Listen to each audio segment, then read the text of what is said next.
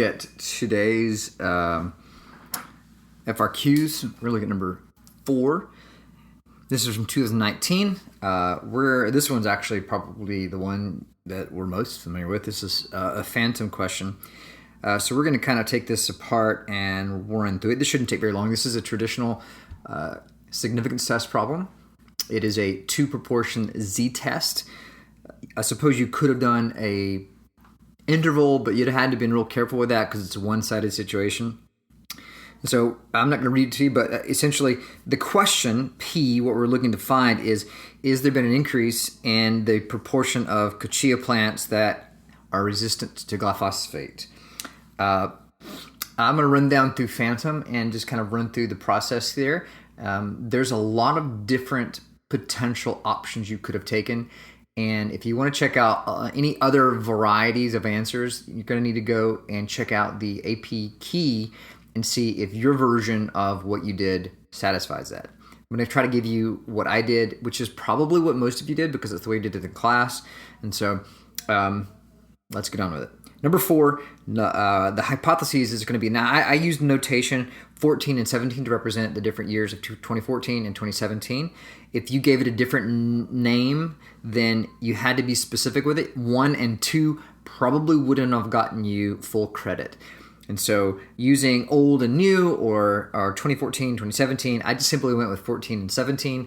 That seemed to be the most natural differentiation between the two.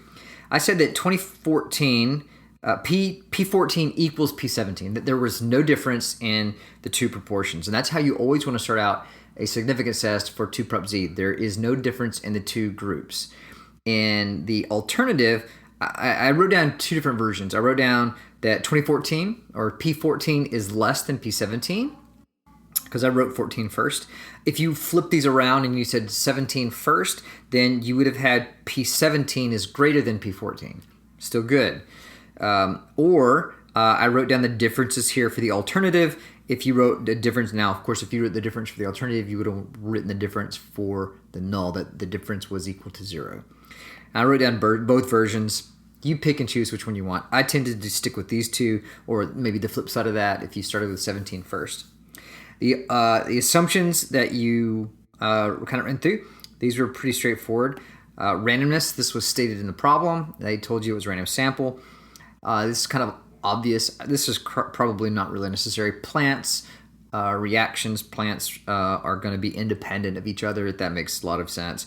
The groups themselves, this is done in 2 separate years. They're different plants. They're going to be independent of each other.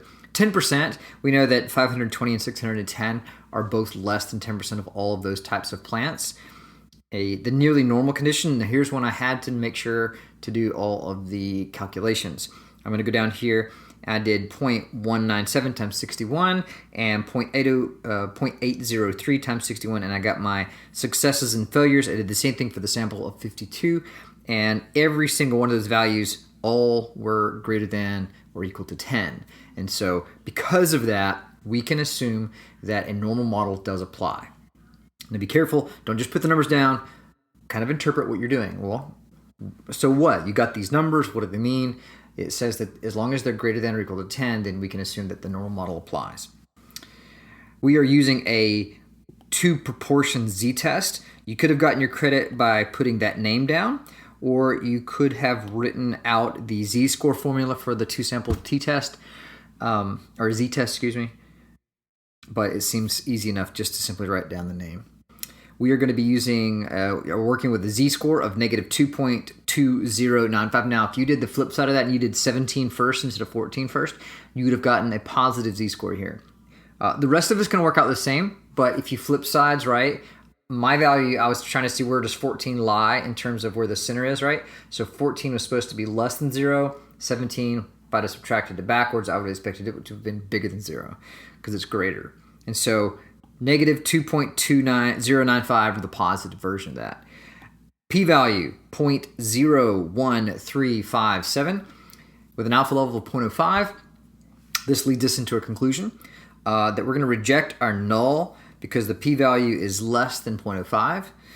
Our evidence suggests that the proportion of cachea plants are resistant to glyphosate has increased. Notice I didn't say it definitely did. I said that my evidence suggests that it has.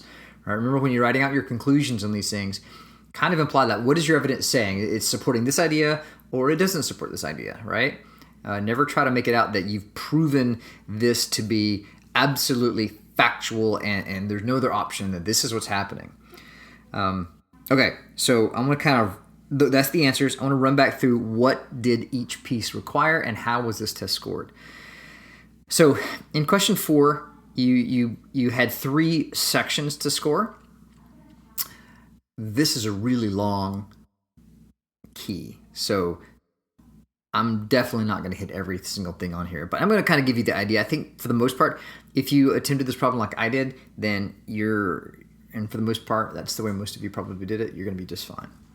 Okay, for section 1, in order to get section 1 correct, you had to do 4 things. Number 1, you had to write out your hypotheses, your alternative, and your null had to be correct, and it had to use the right symbols, right? One of those symbols was that you had to use the proportion, P, and you had to have the right notation, right? 14, 17, however you wanted to come out with that. Okay?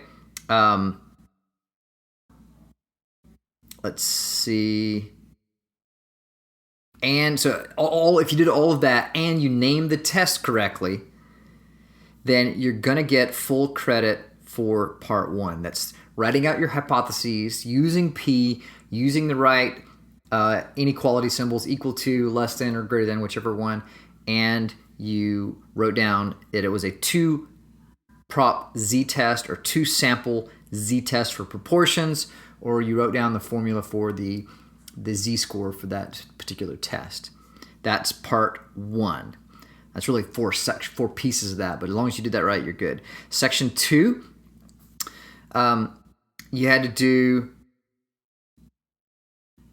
a couple things here. You had to state randomness. You had to check for normality. You had to check 10% and dependence. You had to give the right z-score, and you had to give the right p-value. So that was 5 things you had to do there.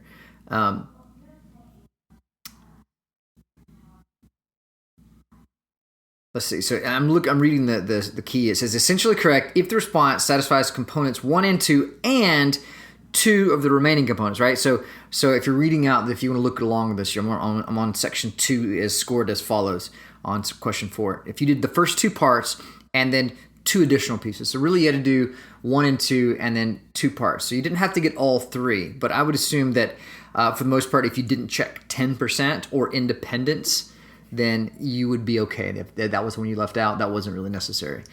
But if you did the rest of it, you're solid. And then the last part, section 3, here you had to do 3 things. You had to give you had to tell me that you're going to reject your null based on the fact that your p-value was less than your alpha. That was number 1. Number 2, you had to write out a conclusion that supported the alternative. So I had to write out that I rejected the null. Okay, so that's 2 parts. I have to say I rejected the null in favor of the alternative, and I have to tell you why I did that it was the fact that it was because my p-value is less than my alpha. That's 2 pieces. The third part was you had to write it in conclusion of the problem in context. So I said the evidence suggests that the proportion of cachia plants that are resistant to glyphosate has increased. So I'm putting it back into context. If you think about how I wrote the conclusion here, if you go back to what I did earlier when I wrote out the question for P, I was really just answering that statement. Has there been an increase? Yes. No. What does your evidence suggest? If you did all these 3 things, then you would have probably done a pretty good job on this question. I fully expect the majority of you to feel pretty confident in this particular question. Okay? Got any questions? Let me know.